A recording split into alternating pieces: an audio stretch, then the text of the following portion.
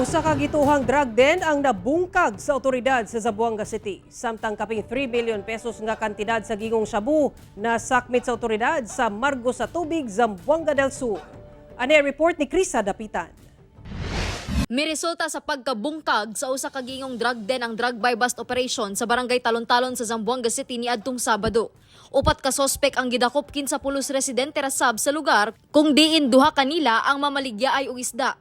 Nakumpiska gikan sa mga dinakpan ang 8 ka gramo sa gituuhang shabu, lakip ubang drug paraphernalia nga nagkantidad og kapin 40,000 pesos.